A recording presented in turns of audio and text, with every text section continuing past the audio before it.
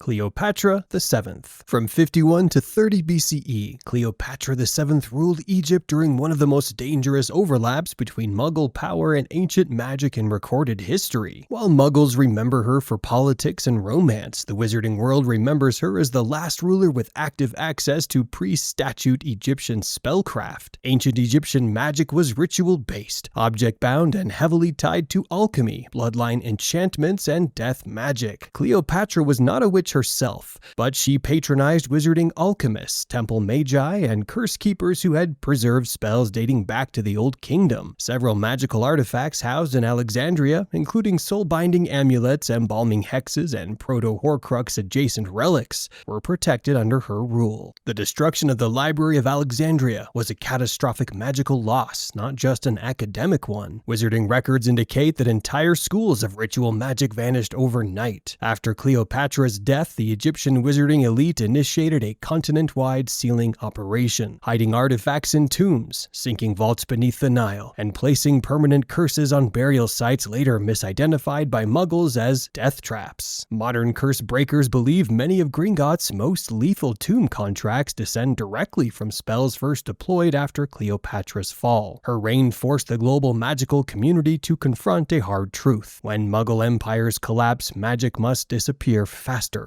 or be weaponized. Cleopatra didn't just end a dynasty, she ended an era where magic could rule openly. Julius Caesar. Between 58 and 44 BCE, Julius Caesar's conquest triggered the first large-scale displacement of European wizarding populations in history. His campaigns, especially in Gaul and Britain, placed Roman legions directly against Druidic magical societies, whose power was deeply landbound and spiritually integrated. Roman expansion was uniquely hostile to magic. Census records, road systems, standardized law, and permanent garrisons created the worst possible environment for secrecy. As Caesar advanced, wizarding enclaves were forced to flee, dismantle sacred sites, or abandon ancestral magic tied to specific forests, stones, and ley lines. The suppression of the Druids was not just cultural, it was magical erasure. Roman authorities classified ritual leaders as threats to imperial stability, forcing wizard circles underground. This is one reason wand-based magic began to dominate Western Europe. It was portable, fast, and easier to conceal than ritual spellcraft. Caesar's assassination in 44 BCE sent shockwaves through the magical world. Many believed Rome would collapse, yet it didn't. Instead, the lesson was clear. Empires didn't need magic to dominate the world. From this era onward, wizarding strategy shifted permanently. Isolation replaced influence. Concealment replaced cooperation. The seeds of what would eventually become the International Statute of Secrecy were planted not by witches, but by Roman legions marching under Caesar's command. His legacy wasn't just imperial, it taught wizards how dangerous Muggles could be without ever casting a spell. Augustus. From 27 BCE to 14 CE, Augustus ruled not as a conqueror like Caesar, but to the wizarding world he was far more dangerous. Where Caesar disrupted magical communities through war, Augustus threatened them through order. As the true architect of the Roman Empire, Augustus centralized administration on an unprecedented scale. Census, taxation records, standardized law, permanent bureaucracy, and an empire knitted together by roads and messengers. For magical populations, this level of documentation was a nightmare. Wizards could hide from armies, but not from ledgers. Wizarding historians mark Augustus's reign as the first time magical communities began practicing systematic identity obfuscation, false births, vanished family lines, memory alteration of officials, and controlled isolation. Early versions of what would later become confundus-based bureaucratic interference were pioneered during this era. Roman census takers repeatedly noticed missing households, villages with inconsistent populations, and families that never appeared twice in records. In response, magical enclaves fragmented. Large communities dissolved into small mobile units, avoiding permanent settlement. Most importantly, Augustus's Pax Romana proved a terrifying truth. A stable Muggle state was more dangerous to magic than chaos. With no wars to distract attention, magical anomalies stood out more clearly than ever. This period directly inspired the earliest inter-regional wizard councils, precursors to the Wizengamot, focused not on power but on secrecy and survival. Augustus never hunted witches. He made the world too organized for them to exist openly. Alexander the Great. In just over a decade, from 356 to 323 BCE, Alexander the Great reshaped the magical world, not through repression but through through collision. His lightning-fast conquests connected Greece, Egypt, Persia, Central Asia, and India, creating the first truly intercontinental magical exchange. Before Alexander, magical traditions were largely regional and isolated. After him, artifacts traveled alongside soldiers, scholars, and merchants. Greek wandcraft met Persian enchantments. Egyptian alchemy brushed against early Indian ritual magic. This was not diplomacy, it was accidental contamination. Wizarding records from the Hellenistic period describe an explosion of unstable hybrid spells, cursed objects with mixed magical languages, and enchantments that behaved unpredictably outside their native lands. Entire vaults were sealed because no one could safely dismantle what had been fused together. The spread of Greek as a common language even affected magic itself. Some spell structures began shifting away from purely symbolic ritual toward spoken incantations, accelerating the evolution of verbal spellcasting in the West. Alexander's early death in 323 BCE caused chaos. His fragmented empire left magical artifacts stranded far from their origin cultures, with no guardians left to reclaim them. Many remain lost or worse, buried under Muggle ruins. To the wizarding world, Alexander wasn't just a conqueror, he was the first ruler to globalize magic before the world was ready. Genghis Khan, beginning around 1206 and lasting until 1227. Genghis Khan's rise represents the single most destructive event for wizarding bloodlines in recorded history. The Mongol conquests expanded faster and farther than any empire before or since, sweeping across Central Asia, China, Persia, Eastern Europe, and Russia with unprecedented speed. For magical communities, speed was fatal. Wizarding populations in Central Asia relied heavily on oral tradition, nomadic spellcraft, and lineage-based magic, passed through families rather than books or institutions. When Mongol armies arrived, entire magical clans were wiped out before wards could be raised or vaults sealed. Unlike Roman or European conquests, there was no bureaucracy to exploit, no negotiation, no warning. Wizarding records describe this era as the Great Vanishing. Dozens of magical traditions, step weather binding, beast bonding, and movement-based spell systems simply disappeared. Some scholars believe early broom flight techniques may have originated here, lost before they could be standardized. Ironically, Genghis Khan himself was protected repeatedly by unknown magical forces. Several failed assassination attempts are believed to have involved rogue wizards, leading to brutal reprisals when discovered. This forced surviving magical families to adopt extreme concealment, often erasing their own identities permanently. By the end of the Mongol expansion, wizardkind learned a terrifying lesson. Magic cannot survive total war. Sometimes survival means disappearance. Qin Shi Huang. Between 221 and 210 BCE, Qin Shi Huang, the first emperor of China, posed a very different threat: obsession. His fear of death reshaped Eastern wizarding history for centuries. Determined to achieve immortality, Qin actively sought out alchemists, mystics, and magical practitioners, blurring the line between Muggle authority and wizarding secrecy. Unlike Western rulers, he didn't fear magic, he demanded it serve him. Chinese wizarding records confirmed the creation of forbidden elixirs, soul-preserving rituals, and experimental longevity magic during his reign. Many involved mercury-based compounds and life-binding enchantments later classified as dangerously unstable. Several spell lines from this era are believed to have influenced modern Chinese potion theory before being permanently banned. Qin's court became so saturated with magic that wizarding elders intervened directly. Entire schools of immortality magic were sealed, their scrolls hidden, their practitioners erased from history. The Terracotta Army itself is rumored to be protected by dormant enchantments designed to anchor the emperor's spirit, though never successfully activated. After Qin Shi Huang's death in 210 BCE, Eastern magical councils instituted strict isolation protocols. Wizarding China withdrew inward, prioritizing control, secrecy, and long-term containment. His reign taught the magical world a crucial rule: the most dangerous ruler isn't the one who hates magic, it's the one who wants to live forever using it. Henry VIII. From 1509 to 1547, Henry VIII's reign marked the moment when fear, paranoia, and state coercion became existential threats to wizarding Britain. While Muggle history remembers him for religious schism and failed marriages, the magical world remembers him as the king who normalized severe punishment as governance. Henry's break from Rome shattered long-standing protections that wizarding families had quietly relied on through monasteries, clerical obscurity, and church-based magical cover. As loyalty became a matter of life or death, any deviation, social, religious, or behavioral, was treated as treason. Wizarding households suddenly found themselves dangerously visible. Informants informants multiplied, accusations spread. Magical accidents, once quietly resolved, became legal liabilities. Several prominent wizarding families vanished entirely during this period, either removed from public record or forced into permanent concealment. Though Henry did not directly target witches as later regimes would, his reign created the psychological framework that made witch hunts inevitable: suspicion, confession under pressure, and public punishment as deterrents. Early ministry precursors began cataloging spells not by usefulness but by risk of exposure. The Tower of London became a focal point of magical containment, layered with anti-apparition wards after multiple failed extraction attempts. Some of those enchantments persist to this day. Henry VIII taught wizardkind a brutal lesson: when rulers fear betrayal, magic becomes evidence. Elizabeth I.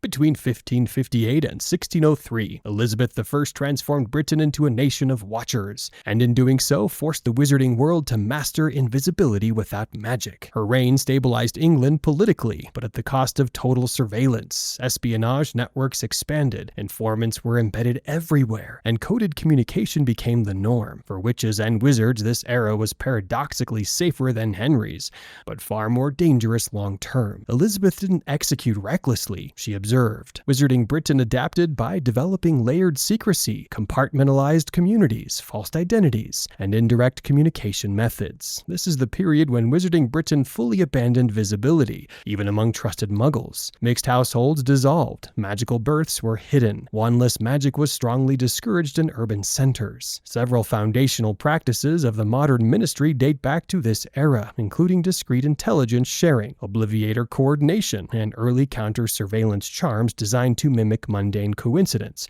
rather than overt magic. Elizabeth's spy master culture also influenced magical education. Wizards learned that raw power mattered less than restraint. A perfectly cast spell meant nothing if it was noticed. By the end of her reign, the wizarding world had evolved beyond reaction. It had learned to anticipate. Elizabeth I didn't hunt witches. She taught them that the safest magic is the kind no one ever sees. Napoleon Bonaparte. From 1799 to 1815, Napoleon Bonaparte's rise dragged the wizarding world into its first truly modern war. Unlike earlier conflicts, Napoleonic wars were continuous, continental, and mobile. Armies marched across borders faster than magical communities could adapt. For wizards, this meant constant relocation. Entire magical enclaves in France, Italy, Germany, and Eastern Europe were forced to dismantle themselves repeatedly as fronts shifted. Long-term wards failed. Hidden villages were exposed by cannon fire and mass troop movements. Even secrecy charms struggled when thousands of Muggles passed through the same region in weeks. Napoleon himself was suspected incorrectly by some wizarding factions of using magic. In reality, his threat came from logistics and scale. The sheer efficiency of his armies forced wizarding combat magic to evolve. Defensive spells were redesigned for speed. Area concealment charms became portable. Emergency apparition protocols were formalized for the first time. This period also marked the birth of standardized dueling doctrine across Europe. Wizards realized that isolated traditions were useless in a world where wars crossed borders overnight. Several spells later taught at Hogwarts, particularly shielding and disarming variants, were refined during this era. When Napoleon fell in 1815, wizardkind recognized a new reality. Muggle warfare had entered an age magic could no longer ignore, adapt, or be trampled by history. Queen Victoria. During her long reign from 1837 to 1901, Queen Victoria didn't threaten the wizarding world through violence, but through expansion. The British Empire stretched across every continent, and with it traveled wizards, witches, and magical creatures, often unintentionally. For the first time, wizarding Britain became a global exporter of magic. Colonial administrators unknowingly settled near magical sites. Wizards embedded themselves as translators, medics, or scholars, adapting local magic into British frameworks. This caused diplomatic crises within the hidden magical world as indigenous magical traditions were disturbed or overwritten. Creatures were the greatest problem. Dragons, cursed fauna, and enchanted plants were displaced across continents, leading to incidents that nearly shattered secrecy in Africa, India, Australia, and the Americas. Many modern creature regulations trace directly back to Victorian-era disasters. This era forced the magical world to cooperate internationally. Britain could no longer solve magical crises alone. The foundations of modern international wizarding law, shared registries, and global response protocols were laid quietly during Victoria's reign. Ironically, Victorian obsession with propriety helped wizards. Muggles explained away magical phenomena as superstition, madness, or colonial exaggeration. Queen Victoria didn't rule the wizarding world world, but her empire made secrecy a global responsibility. Adolf Hitler. From 1933 to 1945, Adolf Hitler's rise to power represents the single most dangerous moment for the wizarding world in the modern era. Not because he used magic, but because his ideology mirrored the darkest obsessions wizardkind had already faced internally. The regime's fixation on lineage, superiority, and ancestral dominance triggered immediate alarm within magical governments across Europe. Wizarding historians note the chilling parallel between this worldview and long-banned pure-blood supremacist ideologies. This was not coincidence, it was convergence. Wizarding Germany went underground almost overnight. Magical registries were destroyed, family records vanished. Wizards with targeted ancestry, magical or Muggle, were smuggled out using emergency portkey networks, coordinated across Britain, France, and Scandinavia. This period marks the first time wizarding nations openly cooperated at scale, breaking centuries of isolation. There is no evidence Hitler knew of magic, but several high-ranking occult divisions came dangerously close, experimenting with artifacts, runes, and relics seized across Europe. The global wizarding community intervened covertly, sealing objects, sabotaging research, and in extreme cases erasing entire facilities from memory. At the same time, a young Tom Riddle was coming of age in Britain, absorbing a world increasingly obsessed with blood, power, and control. Though formed independently, the era's ideological climate reinforced beliefs he would later weaponize as Lord Voldemort. World War II proved that Muggle technology had surpassed magic in raw destructive capacity. Atomic weapons forced a complete rewrite of secrecy doctrine. After 1945, the international Statute of Secrecy was reinforced, expanded, and enforced globally. Hitler did not rule the wizarding world, but his regime proved something terrifying. If Muggles ever learned what magic really is, they would try to control it, classify it, or reshape it, and wizardkind would not survive that. Speaking of survival, let's talk about all 11 Muggle civilizations that affected the wizarding world. That's your next lesson here at Stickman Hogwarts. Watch now before Atlantis disappears again.